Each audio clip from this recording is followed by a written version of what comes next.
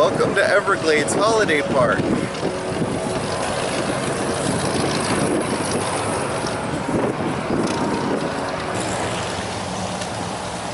What's with the portable toilet?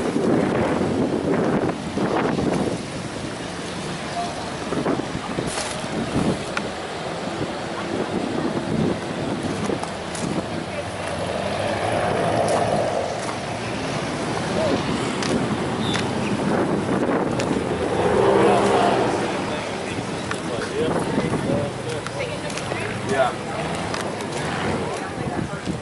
Okay, my friends, come on in, come on in.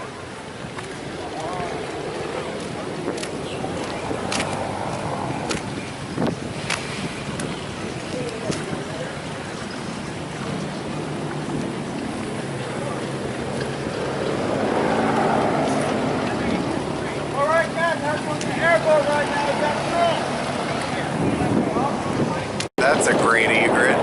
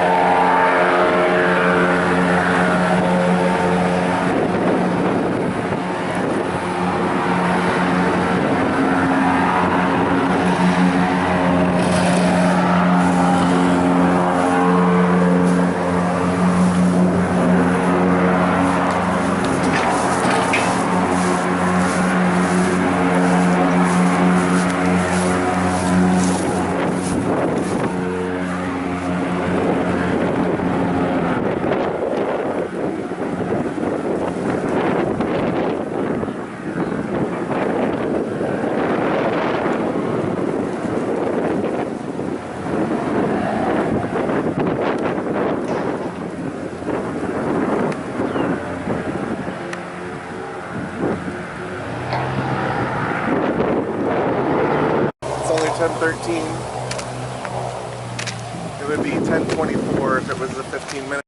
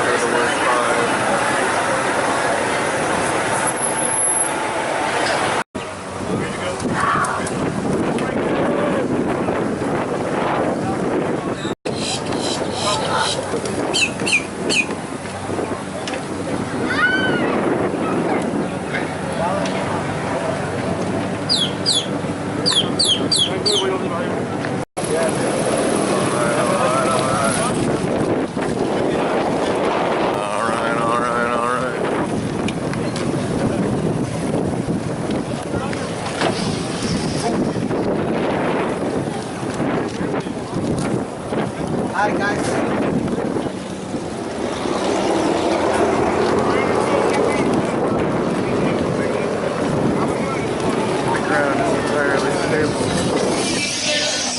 Alright guys, real quick, my name's Captain Cody. I'm going to be your captain and guide for the next half hour. We don't have much time, okay? So, right here, all the way over there. And you too. Right here, all the way over there. Thank you. 7? 7, yes. 4 and 3. How tight we're gonna get squeezed. Alright, we're gonna start.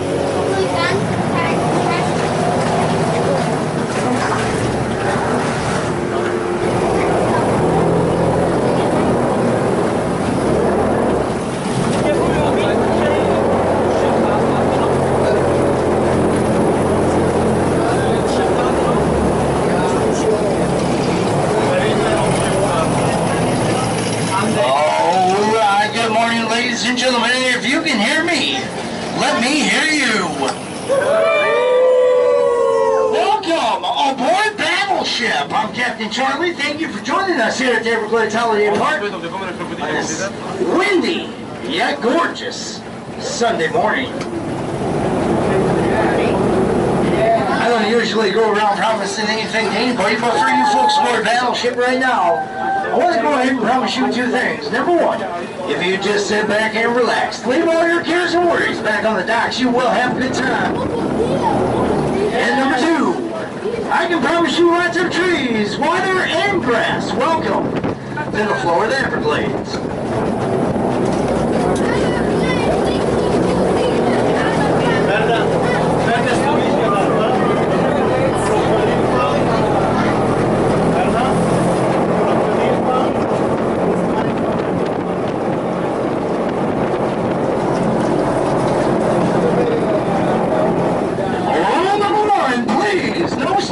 I do sit at the top 30 gallons gasoline, and I enjoy sitting here, so please,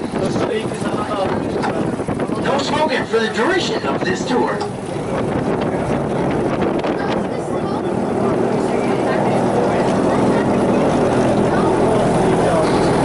Please don't stand up and moving around when the boat is in motion. ocean. This can throw out our weight distribution and our balance, and somebody could seriously get hurt. So please remain seated for the duration of this tour.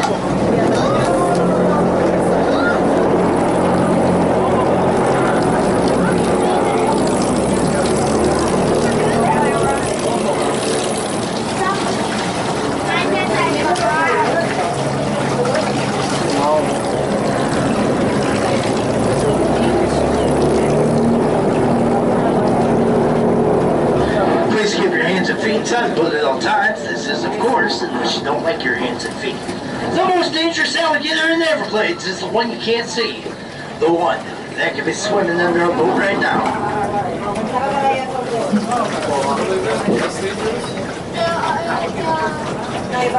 Ladies and gentlemen, please have your cell phones and cameras ready at all times. You never know what we're going to see or when we're going to see it. Now, when people think of the Everglades, they think of a swamp. Those people would be wrong. A swamp is stagnant, standing still water. The Everglades flows at a quarter of a mile a day. It's 100 miles long, stretching from the Kissimmee River up north to the Florida Bay down south, and is 50 miles wide. Ladies and gentlemen, it covers 5,000 square miles. Let me welcome you to the widest river in the world.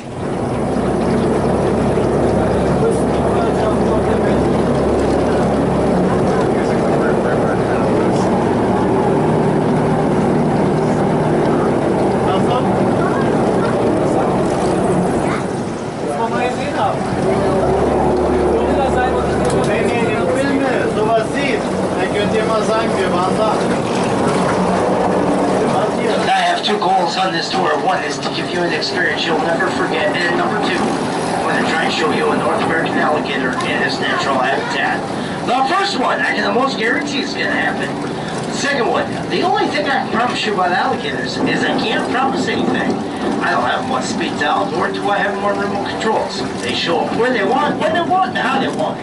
Now, with that being said, ladies and gentlemen, please keep in mind, we are an airboat ride of the Everglades, not an airboat ride of the alligators. But if we do,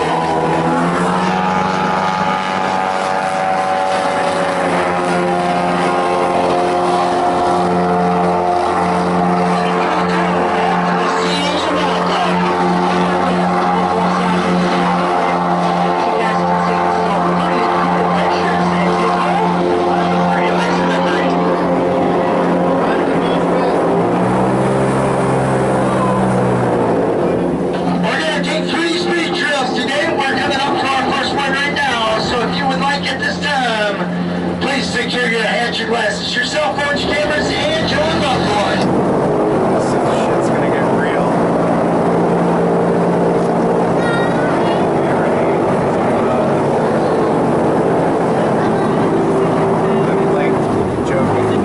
Set your cameras to video and record the speed trails if you'd like.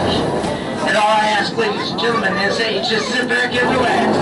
Enjoy the scenery. Let Battleship and Captain Charlie take you on what we hope to be a wildlife-filled adventure through the Everglades.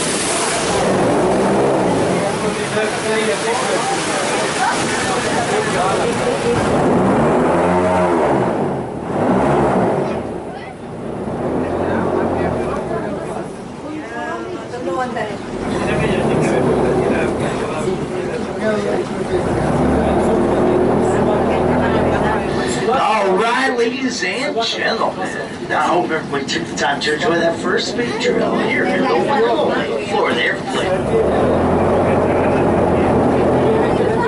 Now, a young lady asked me a little bit ago, before we push off from the dock, if it's usually this windy or if this is normal or not. No, we got a cold front coming in, so it's causing all of this wind, bringing that cold front in.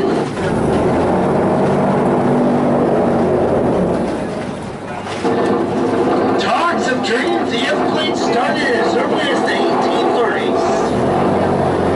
Those talks became a little more serious in 1845. That's when Florida became a state, and that's when the legislature laid the groundwork, set the foundation, and made plans for the Everglades to be drained.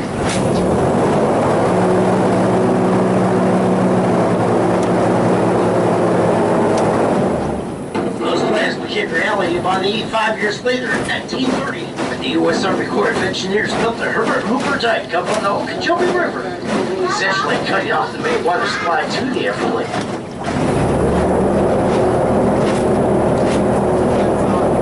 And with the use of a dredge, they went ahead and dug out these canals.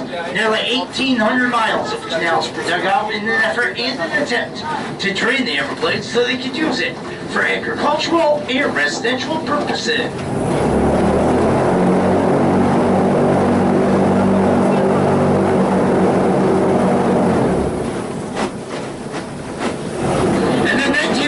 A woman by the name of Marjorie Stoneman Douglas took a treasure expedition through the Everglades. And over a 5-year period, she wrote down and documented what she had found and what she had experienced. And in 1947, she published a book. In that book, she called the Everglades the Endless River of Grass. And if you take a look off the left and right sides of your boat, you can see why she called it the Endless River of Grass.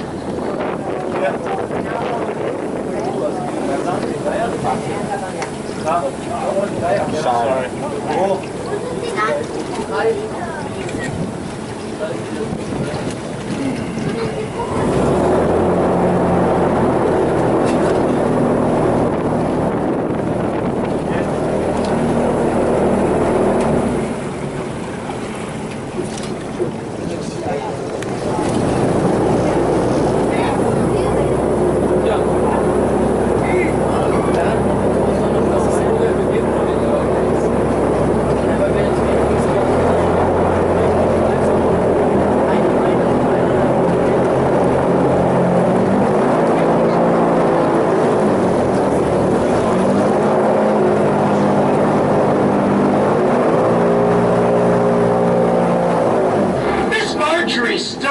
Douglas, who was born in Minneapolis, Minnesota, devoted so much time and energy into the preservation of the Everglades that she was nicknamed the grandmother of the Everglades.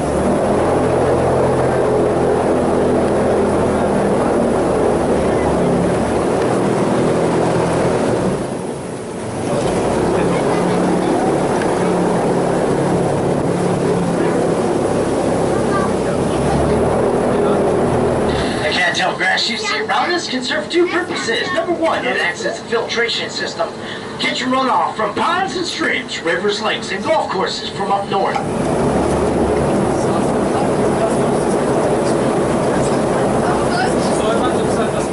Number two, Native Americans found if you take the cattail grass, cut down the sides of it, peel off that top layer of green skin, inside you'll find a white meshy substance. That white meshy substance is very similar to what we call gauze. Take that gauze-like material, peel it out with a knife, wrap it around the take the blades of the cattail grass, wrap that around that gauze-like material, tie it off in a knot, essentially making a bandage out of the cattail grass.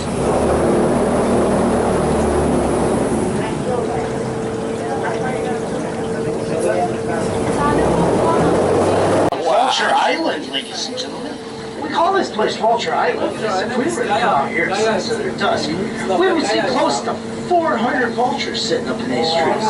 You have the North American black vulture with its brown, almost bald head and a black body. And then you have the turkey vulture with its red head and black body.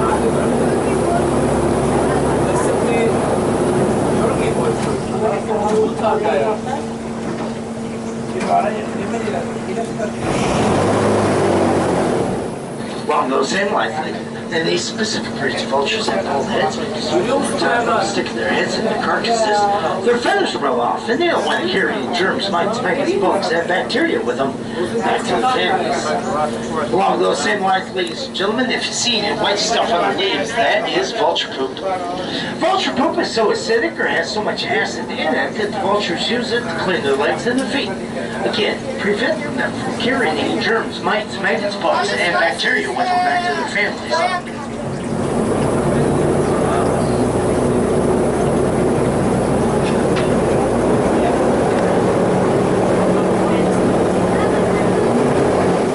These specific breeds of vultures grow to be about 2.5 feet tall. They have a 6-foot wingspan and they weigh about 5 pounds.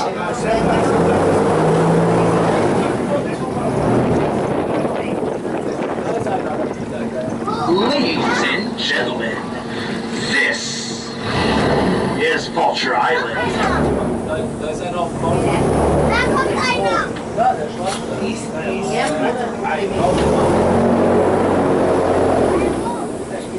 Right, straight ahead of us is some cattail grass. On the other side of that, it's going to be our second speed trail, so please take this time to secure your items, set your cameras to video, and we'll take off here real soon.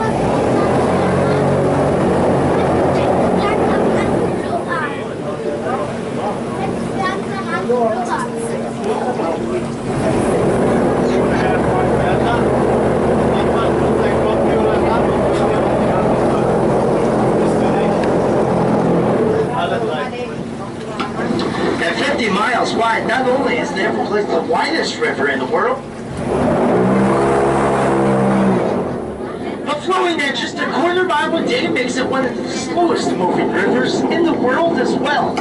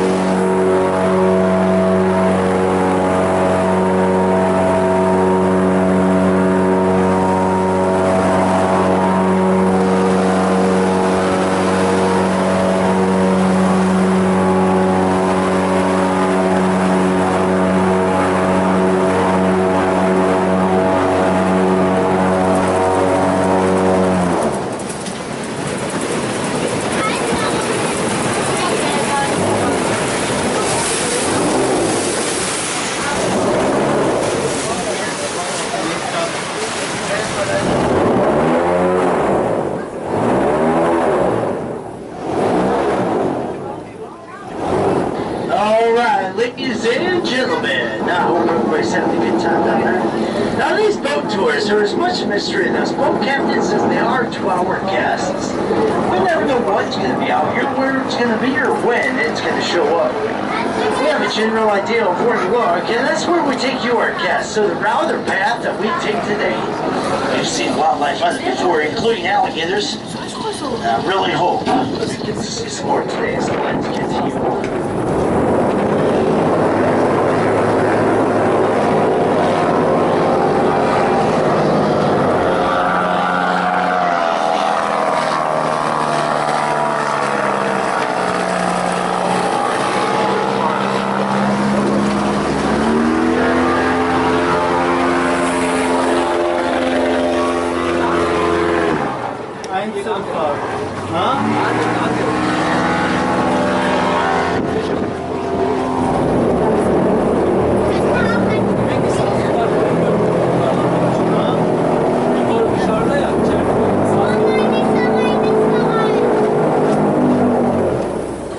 Two types of grass here in the Everglades. You have the sawgrass and you have the cattail grass. Now the sawgrass has 3 sides of serrated teeth on it, and it's been known to cut before. Not just a small cut, ladies and gentlemen, it's actually been known to cut to the bone.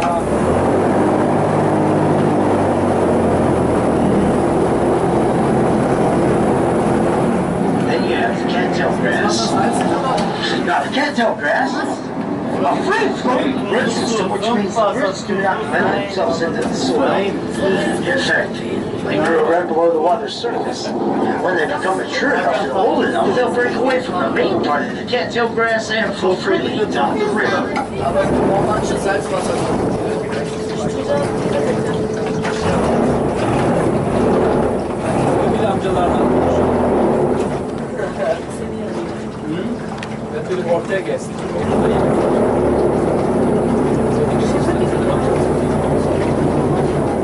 There's great plants in the water. These are called spatterdock plants. Spatterdock plants are very similar to lily pads, except lily pads are circular in shape. The spatterdock plants are heart-shaped.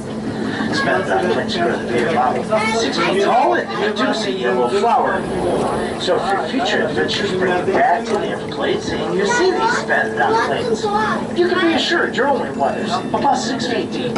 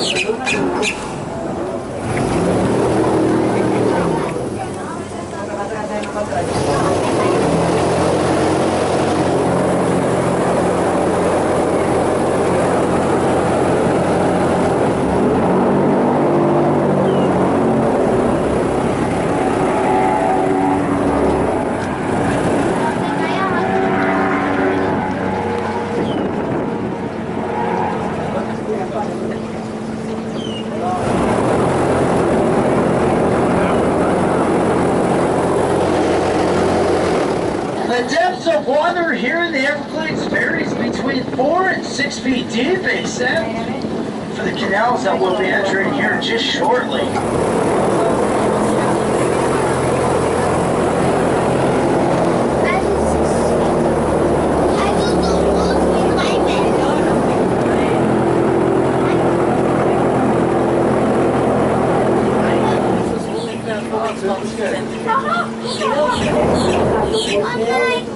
Alligators hit wind by the heat, so today the alligators might not be on top of the water. I'm not sure, ladies and gentlemen. They hate trying to swim and fight the wind.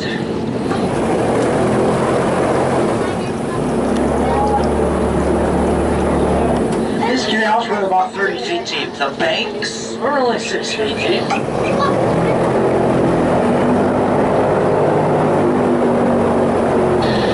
These canals were dug out by the U.S. Army Corps of Engineers in an effort and an attempt to drain the Everglades so they could use it for agricultural and residential purposes.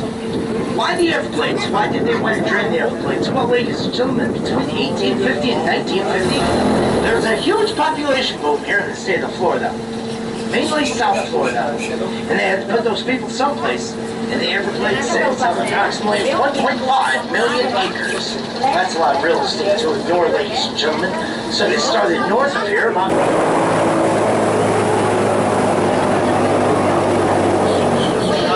Up by Clewiston and Lake Okeechobee, drained the top half of the Everglades, turned it into sugarcane fields, factories, and small little towns. Now by the time they got down here to the bottom half of the Everglades, thanks to the hard work of Miss Marjorie Stoneman Douglas,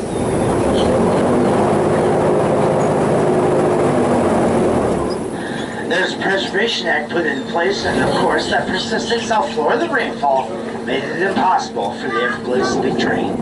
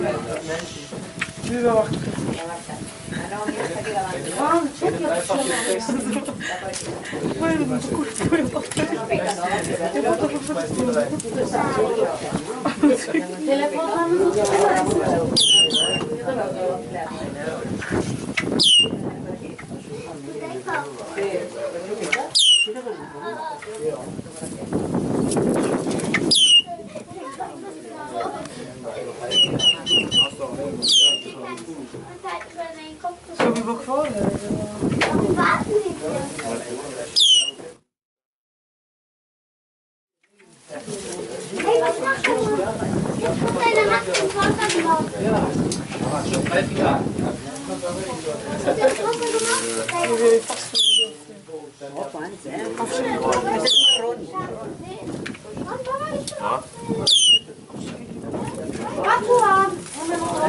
Ya alır mısın oradan ben? Oturur musun yerine bıraksın?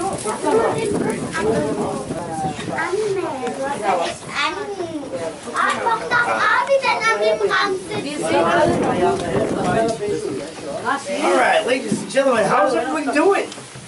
Good?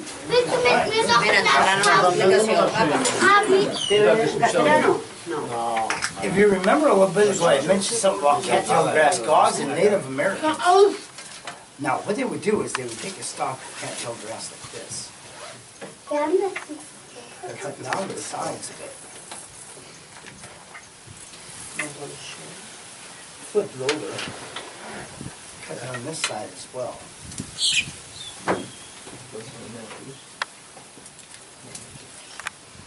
Now with the sides opened up, makes it a lot easier to peel off this top leg right here. So that's what we're going to do. We're going to peel off this top leg right here. As carefully as we can because we want to preserve what's in the middle.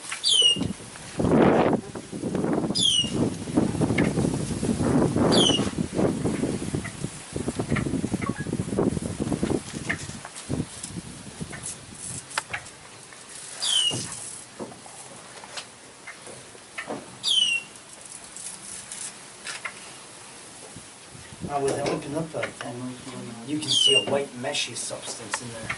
Very similar to what we call gauze, or what you would find in a bandage. Don't worry, friend of the blood, I'm going to pass this around here in just a little bit. Now what they would do is they would take a sharp object such as a knife and peel this out of here. Unravel it.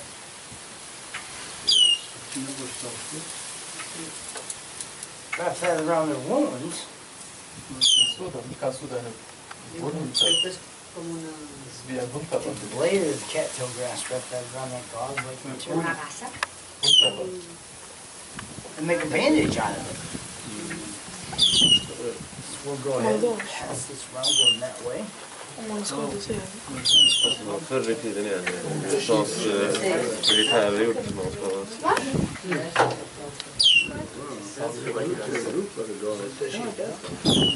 But if you have, it's good for Medicinal purposes, I don't know. But just to help with the clotting, to stop the bleeding. stop the bleed. Okay. No es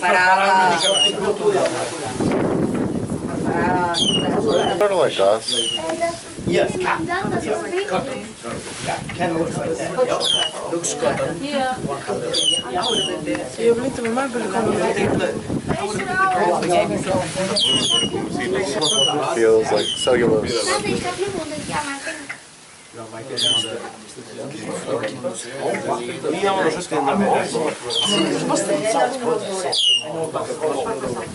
What appears to be 100 different little straws called xyloms and phloems.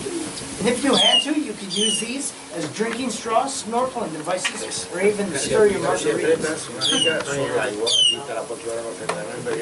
Vote, please pay attention, because this could save you hundreds of dollars, and you don't even have to switch your car insurance to Geico. So, we're going to make a small slit right there.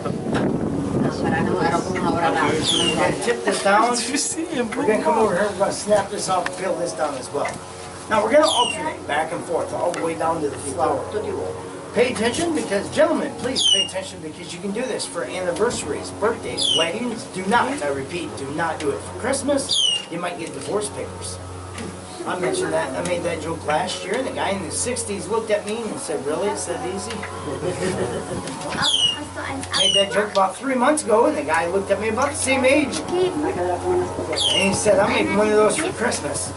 Now when we get down to the flower, ladies and gentlemen, if I did this right, we should have something that looks like this. An Everglades necklace. Go ahead and pass this bad boy around, take a picture wearing it, because you know if it looks good on me, it's going to look even better on you folks. Now, flower lasts about 4 hours. The memories last a lifetime. So we'll start back here. Go ahead and pass that question. I'm not sure how many acres, but square mileage is 5,000 square miles. I'm sorry, 1.5 million acres. That's right, 1.5 million acres. It's the largest wetlands east of the Mississippi River.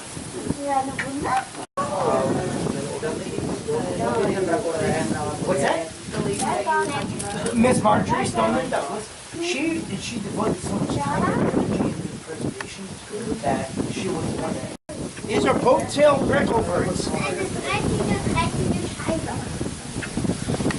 Black and blue ones are the males, and the small brown ones are the females.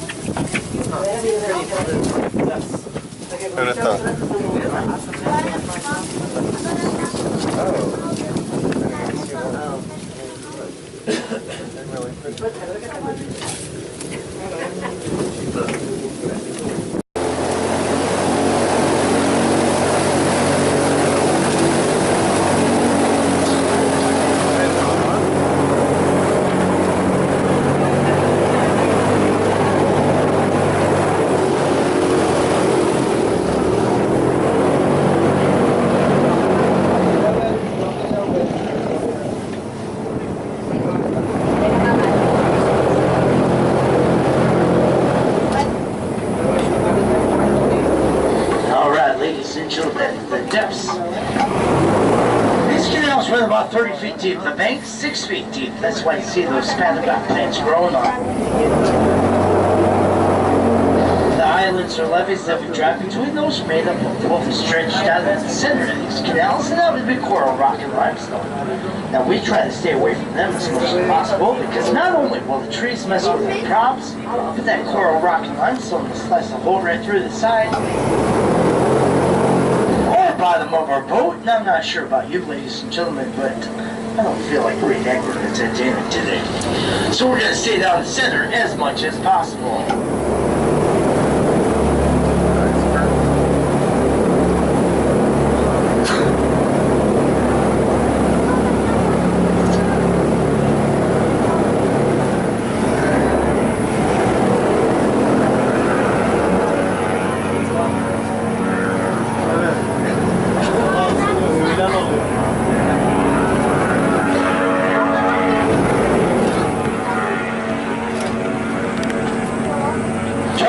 Egrets, white ibises, or the hurricane bird, purple gallinule birds, and boat-tailed grecklebirds, along with the great blue heron, are just a few more species of wildlife you can find here in the Everglades.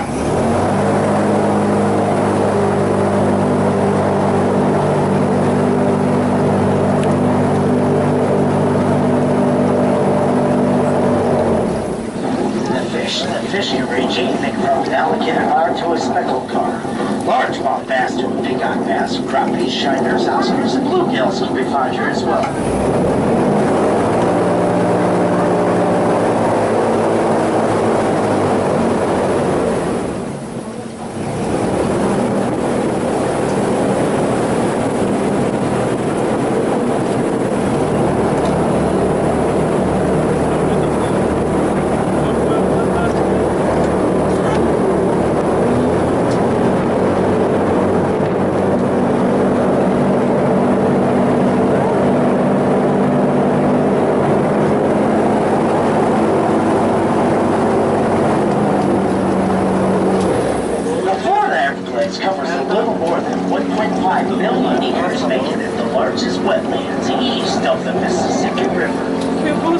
That's one of the largest ecosystems and it's home to over 300 different species of fish and 300 different species of birds.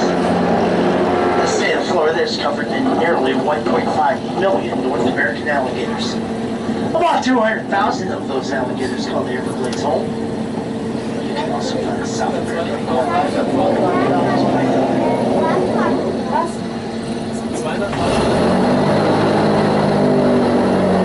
foxes, raccoons, and bears here in the Everglades.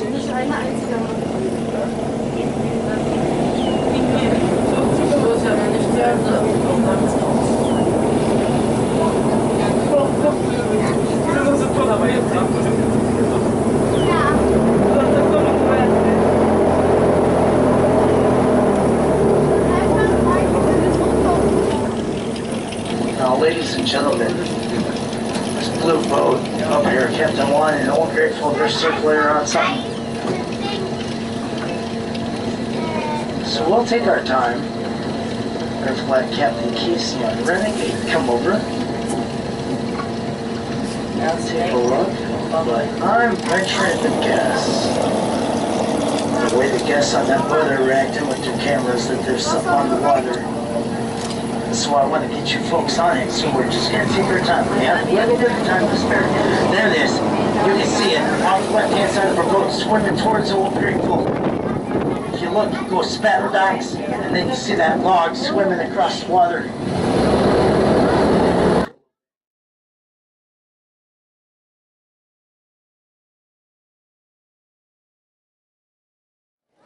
Oh, I see it.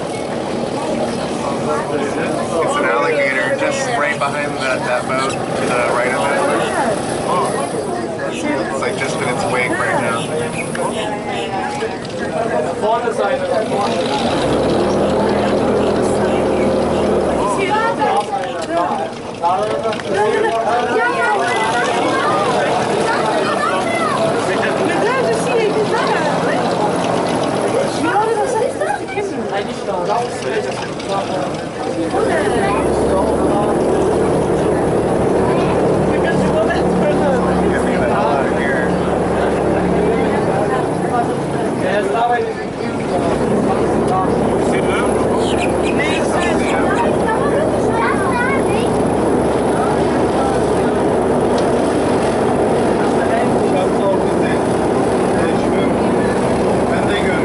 Where is it now? I could see it for a minute. Oh, there. Going away from us. See its tail.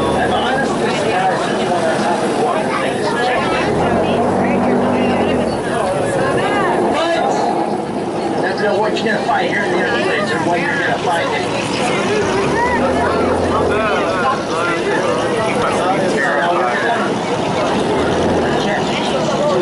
You see him, right? Oh, now. This poor guy.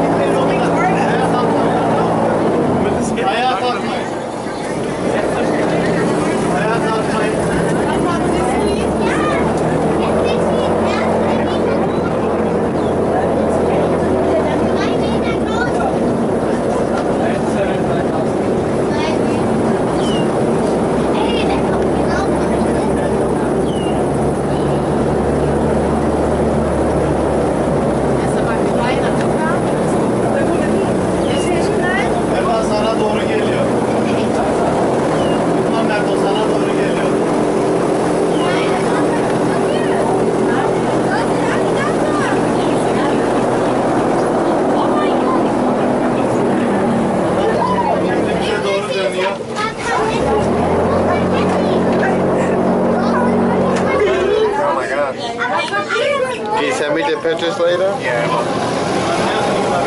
Alligators have lateral eyesight. That means they see out of the side of their heads and they also see in color. Alligators have about 8 teeth, about 40 on top and 40 on the bottom. Yeah, white stripe. Alligators can go through about 3,000.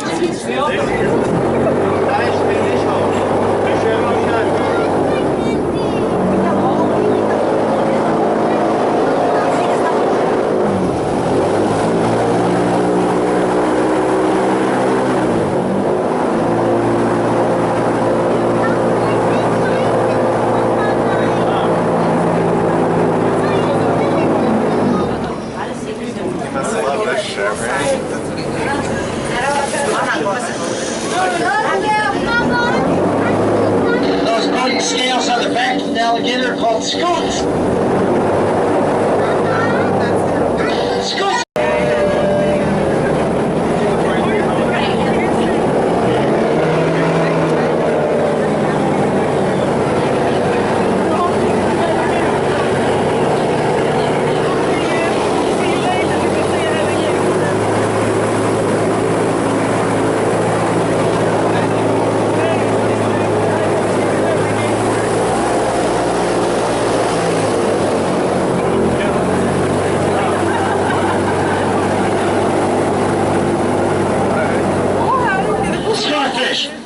Fish, South American iguanas, and Burmese pythons are all invasive species here in the Everglades.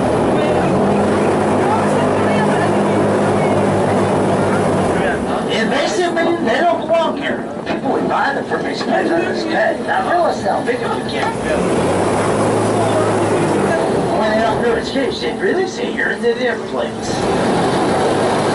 That poses a problem for the ecosystem in the Everglades because none of that pythons keep prey away from other predators that actually belong out here, such as the North American alligator.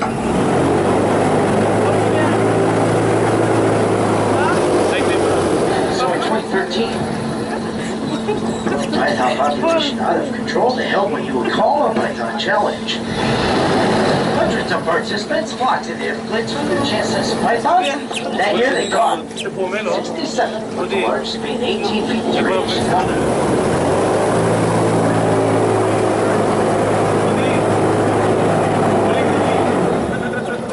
If you want to compare that real quick, ladies and gentlemen, this boat is nearly 25 feet long. A python would cover more than 3/4 the length of this boat, and a python that size could eat a 6-foot alligator whole.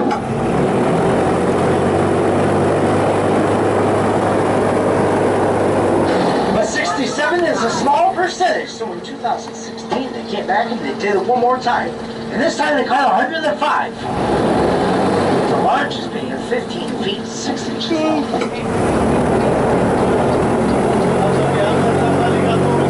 Alright, ladies and gentlemen, we're going to come out of the Shiner Hole. We're going to make a left-hand turn. We're going to go across the canal, and then we'll be on a third of that finding ski trail. So please take this time to secure your items at your neighbor's land. We'll take off here just as soon as we get across the canal.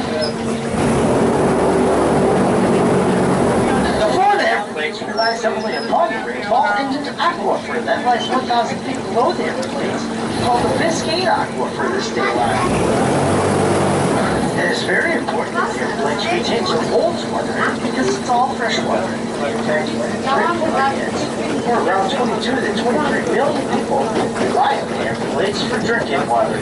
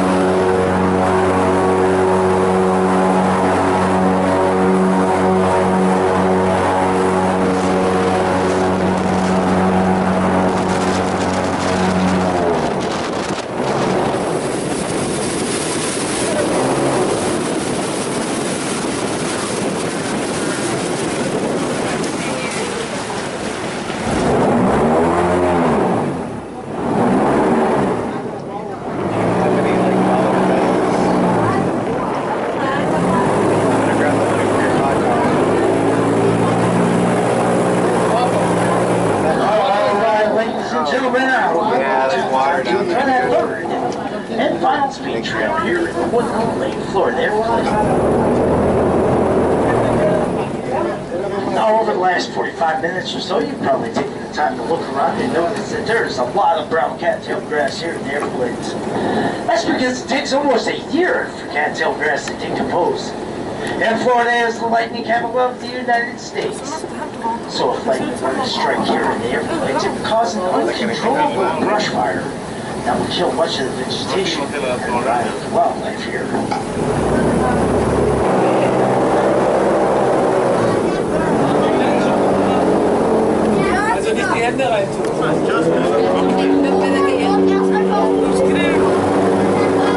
There are over 19 different species of plant life or inland wildlife here in the Everglades. And the zebra and endangered or the protected species live.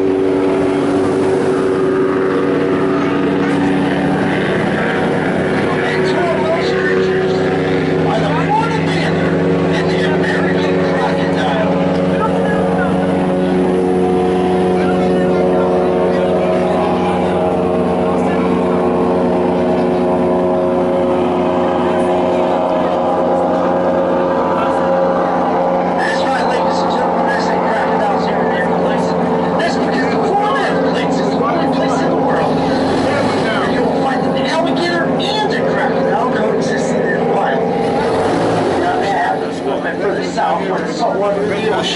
Meets the fresh weather of the Everglades in what they call brackish water. And that brackish weather starts down there right around Key Largo.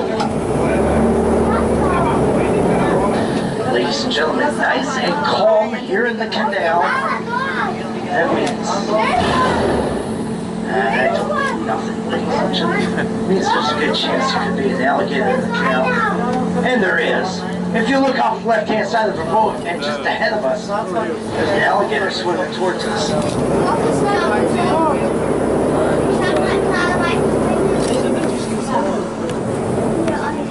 Now, there is no scientific way to determine how old an alligator is while they're still alive, but you can determine how long they are.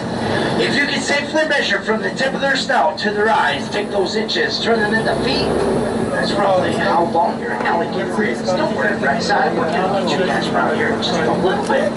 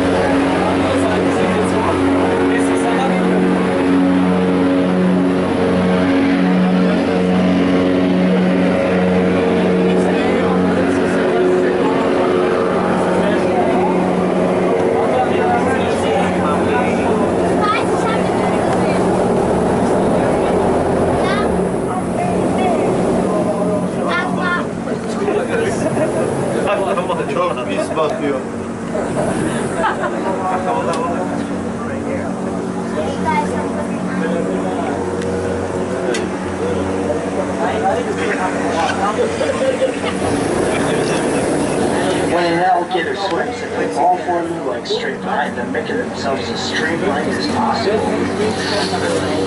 Using their tail as a propeller, they can swim in water anywhere from 18 to 20 miles an hour. And they can run on land anywhere from 15 to 20 miles an hour. Now the joke is, you never have to worry about out swimming or out running. An alligator, you just have to worry about out swimming or out running the slowest person in your group. And hopefully, that's not you. All right, ladies and gentlemen, we'll start it out as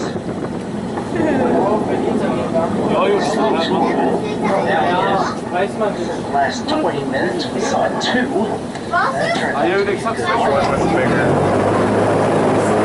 These scraggly-looking trees lining the canals are called pineapple trees. Pineapple trees produce fruit called the pineapple. That pineapple grows 5 to 6 months out of the year. And then that 6th and final month, it turns a reddish purplish plum color, and I've heard people use it in a pineapple jam. That building straight ahead of us is pump station number 9.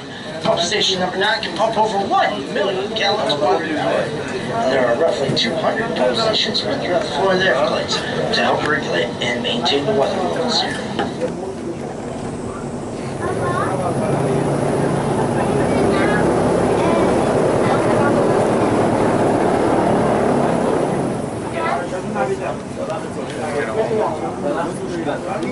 The Everglades. I hope you had just as much fun seeing and learning about the Everglades as I did showing and telling you about them. Once again, thank you, and it was truly our pleasure.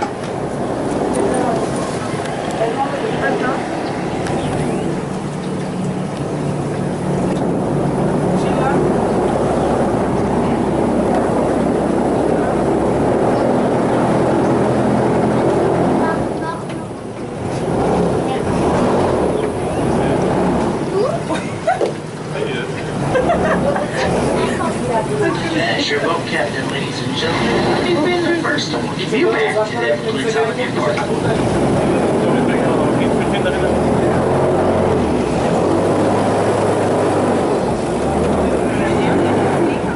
Don't forget, your day doesn't end with this boat ride. You're gonna go up underneath those white canopies up there. That's where your alligator show is gonna start.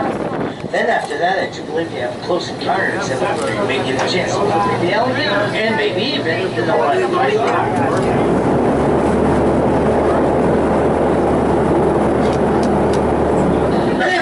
Concluded here, ladies and gentlemen. Please head on over to TripAdvisor.com, Facebook, Instagram, Google, or Yelp.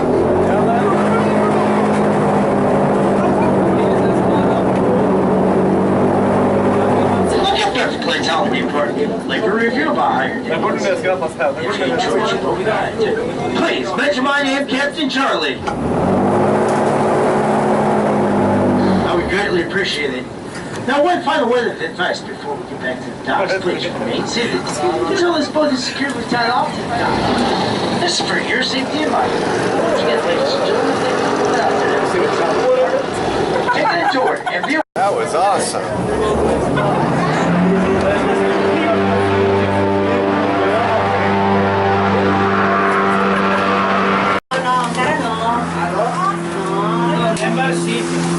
Ladies and gentlemen, apparently just come on out.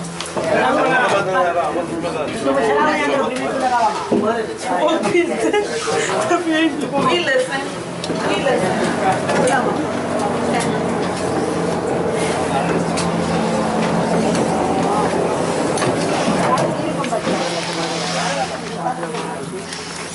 Have a great day. Thank you, Zach. This morning.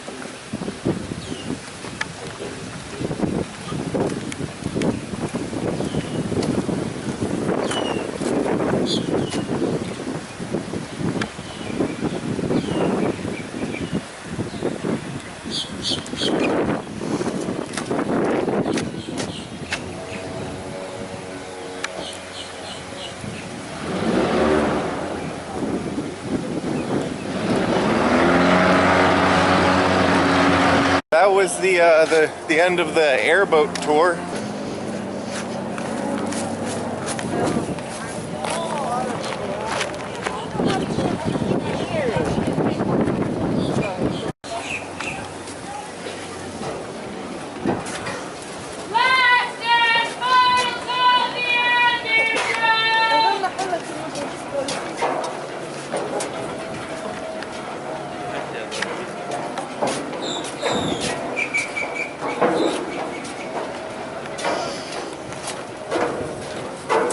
Time for the Gator Show.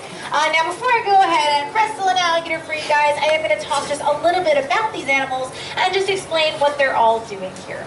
Now every single alligator that you see in here, these are all rescued animals, and these are what we call nuisance alligators. So basically, a nuisance alligator is one that showed up into the swimming pool, the canal, the golf course, the highway, the backyard. They ate Fluffy, something like that. Now, whenever that happens, the state is going to send out a licensed alligator trapper who is going to catch and remove the offending alligator. Unless the alligator ate like a chihuahua, they let him go to eat more of those things. A win-win for everybody, right? Guys, lots of bad jokes in dark humor. Work with it, okay? It's going to get worse. It's worse.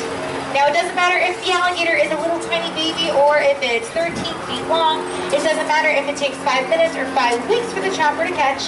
Doesn't matter if it's 6 o'clock at night, 1 o'clock in the morning, if it's in the middle of the highway or in the middle of the night. Don't matter the situation.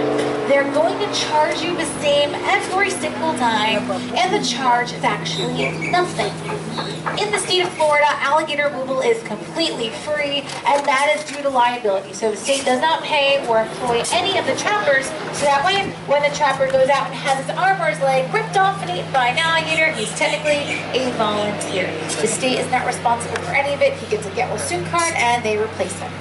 So what the state does as an alternative, they allow the trapper to keep the alligator as payment and just harvest the animal. And that's what they're going to do. They're going to catch it, they're going to kill it, they're going to turn it into a belt, a wallet, a pair of boots, a purse, something like that. And last year alone, the state of Florida killed over 8,000 nuisance alligators. Now, on the rare occasion that the trapper decides he does not want to kill the alligator, the only other option is keeping it in captivity for the rest of its life. By Florida state law, any nuisance alligator that exceeds 4 feet in length either must be destroyed or kept in captivity. No other options. They cannot be released. They cannot be relocated back into the wild, unfortunately. And I'll come back to that in just a second. Now, with all that being said, the alligators that you see in here, these guys are the lucky ones. I am actually a state licensed alligator trapper myself, believe it or not, and my boss and I are 2 of the very few, probably only, committed non-kill alligator trappers in the entire state of Florida, so we don't kill the alligators. Now, sometimes they'll come here for a few months just so we can do these educational shows with them, and then after that, we retire them. They go down to a sanctuary located in Homestead, Florida. That's where they're going to live out the rest of their lives, and we have over 500 rescued nuisance alligators there right now. Now, the reason that the state doesn't allow us to relocate alligators, they already tried to do it, and they would take the animal, bring it 50 miles out into the Everglades, away from people.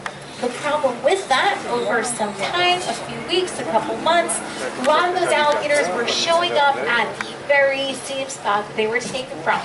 They were going home, traveling hundreds of miles, didn't matter. They were doing it, or they were causing problems for people and other animals along the way. But it's literally like a built-in GPS system these guys have. And a lot of reptiles have that ability, but especially these guys, they are incredible navigators. Navigators, guys. Navigators. Yeah, I told you the jokes are bad. You guys are doing this to yourself, okay? It's just downhill from here. So it doesn't matter how far you take them out, they will return. And some experts and biologists believe that they're using the stars. Others think they're using the Earth's magnetic fields. Fantastic, but unfortunately that does mean that relocating them doesn't work. Not a possibility. Now I'm going to go grab you guys an alligator. I do have a specific rotation system that I use to make sure each one of these animals only has to do 1 or 2 shows a day. So I'm going to use Boris for the show. He is right over here.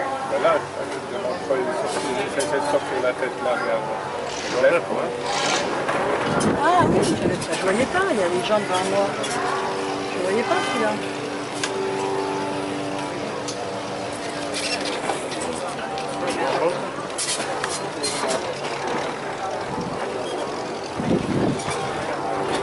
Alright, now as you guys can see, Boris is super excited to do a show for you today.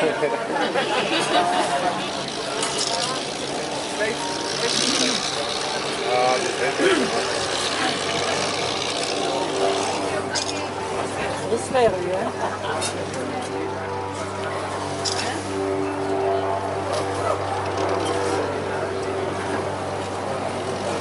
Alright, so alligator wrestling is based off of techniques that the Seminoles used back in the day when they would go out and capture alligators.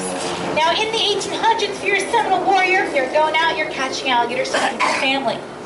Alligator meat spoils very quickly in the hot Florida sun. There's no such thing as a refrigerator, so you want to catch an alligator and bring it back to your house alive. I go on his back, I have him by the jaws, and I am by myself. I have nobody else to help me. So now I need to come up with a way to hold his jaws shut, freeing up both my hands, allowing me to use my hands to take out a rope and tie the jaws together. What they came up with is now referred to as bulldogging. It's holding the jaws shut by putting them in between your chin and your chest.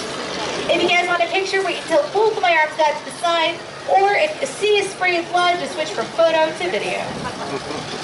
Here we go.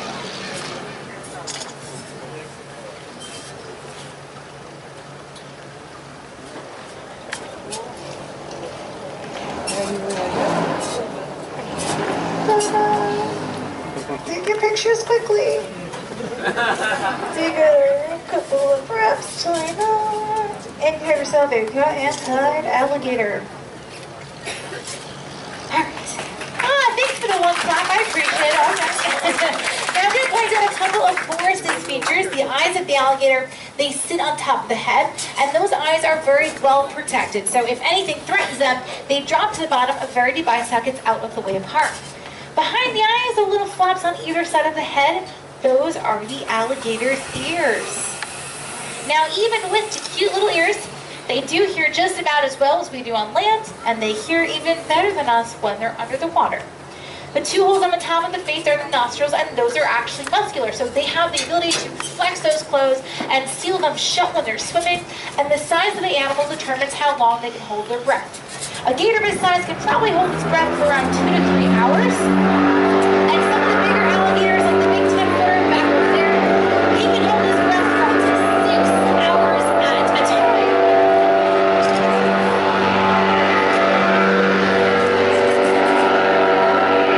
Now behind the alligator's eyes, between the ears, sitting about right there, that is where the alligator's brain is. It's about the size of a walnut, and I'm being generous. There's only one other animal in the entire world with a smaller brain to body size ratio. That, of course, is the alligator wrestler. Yeah, I still don't get that joke. Next, here's called the Florida Smell. I'm going to open up his mouth and show you guys all 80 of his teeth. So 40 teeth on top, 40 teeth on the bottom. Now, gators will continuously shed and regrow their teeth throughout their entire life, cycling through several thousand teeth in their lifetime. Now, if you take a look at the back of the throat, it appears that he has little to no throat opening. That is called a glottis. So that is an oversized valve. It seals off the back of the alligator's throat, allowing him to capture and drown his prey without drowning himself. Gator this size, by the way, has about 1,800 pounds of crushing power per square inch. Just checking. You guys having a good time? I can't tell. Half of you look horrified and the other half haven't changed your expression once. Oh, we applaud. I appreciate it. All right. We have one final trick for you guys today. This one is called face off. And that's because if you mess it up or it goes horribly, horribly wrong, your face comes off. Now, before I go ahead and do this trick for you guys, let me just tell you, as an alligator wrestler here, we really are volunteers. We volunteer time here. We are not employees of the park due to this little thing called liability. So if you guys had a good time, if you learned something, I greatly appreciate anything that goes in the tip jar right down there. It's my life insurance policy, but that also helps us run the rescue and allows me to go out and continue saving more of these beautiful alligators just like yours. And you appreciate that, right, buddy? Here we go. So I'm going to open up the alligator's mouth and place my chin on the top of the open jaw. Now, if anything falls inside the mouth, a drop of sweat, a grain of sand, that's all it takes. Jaws immediately slap.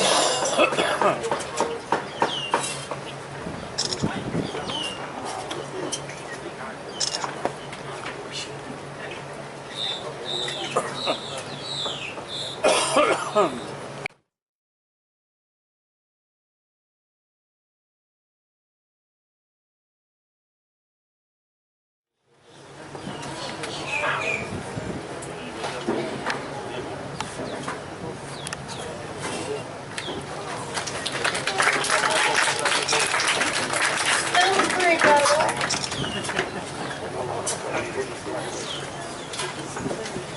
Thank you, Boris. I'm going to let him know. Let's get it for the alligator, guys. He did a really good job. Thanks, buddy. And as you guys can see, no hard feelings, no animosity. The shows don't hurt them. So that does conclude the show. If you guys have any questions at all, please feel free to ask me. I will be down there. When you guys exit, head out right over here to the right. Go directly behind you. That's where you hold your baby alligator for a photo. The line starts over there. Thank you guys so much for coming today and supporting our alligator rescue. This would not be possible without you guys. Take care. Have a great day. Thanks.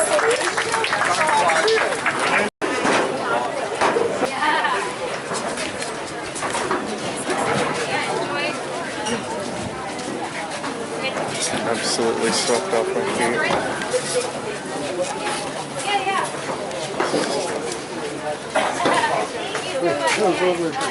It's a little bigger in the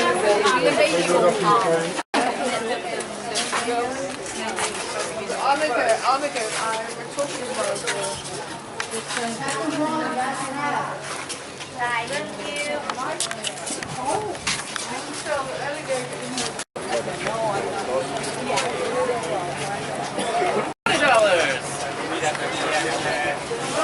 about $50 in the world.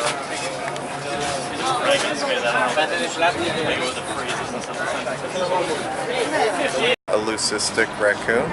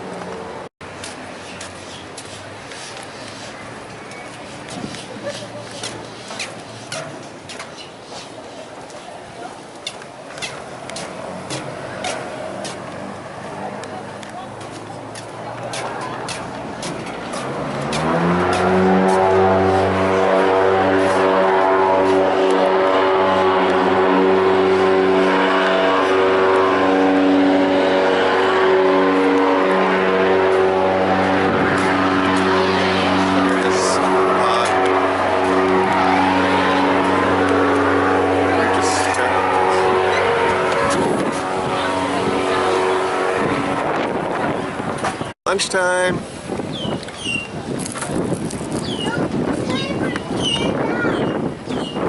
Well, I gotta say my favorite part today was the charming show put on by our alligator wrestler.